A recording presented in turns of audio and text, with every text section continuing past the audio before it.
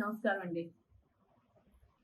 మనం చాలా ఆందోళనకరమైన పరిస్థితుల్లో ఇప్పుడు బ్రతుకుతున్నాం.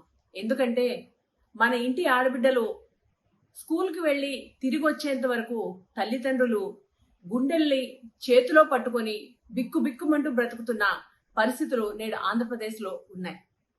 ఈ కూటమి ప్రభుత్వం అధికారంలోకి వచ్చిన తర్వాత మహిళలు, బాలికల మీద అనేక రకాలైన ఆచారాలు, హత్యలు, రేప్లు విపరీతంగా పెరిగిపోయాయి.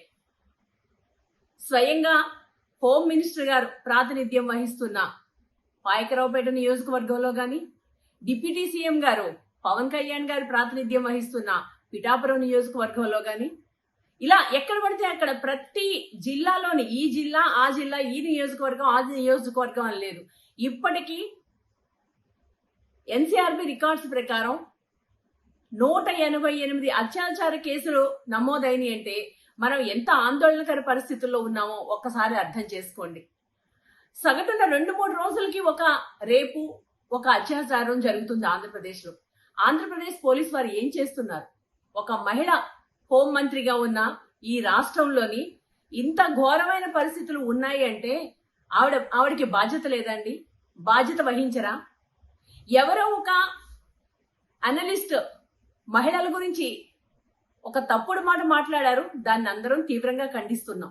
అది ఎవరో హర్షించదగ్గది కాదండి. అది దానికి ఖచ్చితంగా యాక్షన్ తీసుకోవాల్సిందే. ఆయన సారీ కూడా చెప్పారు.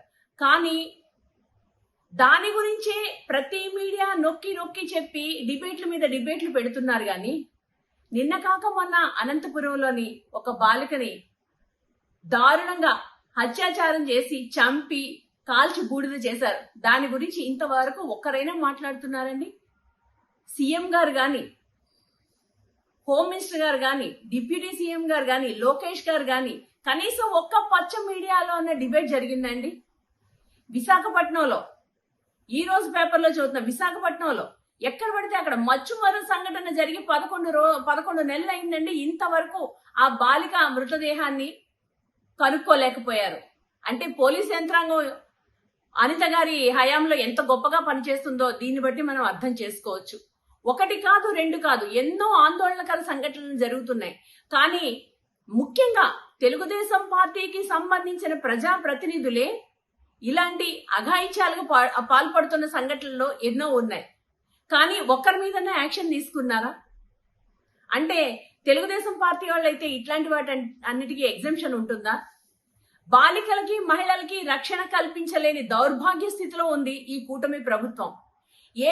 ఏమి అని అడిగితే గట్టిగా మాట్లాడితే అక్రమ కేసులు పెట్టి అక్రమ నిర్బంధం చేసి అరెస్టులు చేయిస్తున్నారు.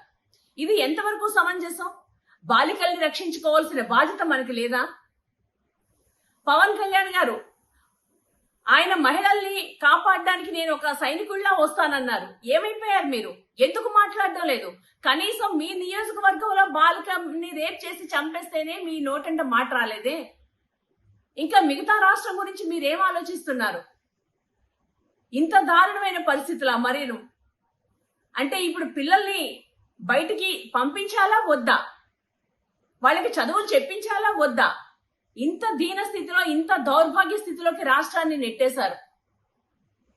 మీ పాలనా లోపము దీనిలో క్లియర్ గా కనిపిస్తుంది. పోలీసుల వైఫల్యం కూడా క్లియర్ గా కనిపిస్తుంది. ఇలాంటి బాలికల మీద జరుగుతున్న అఘాయిత్యాలకి, అత్యాచారాలకి, రేపులకి ప్రభుత్వం బాధ్యత వహించాలి.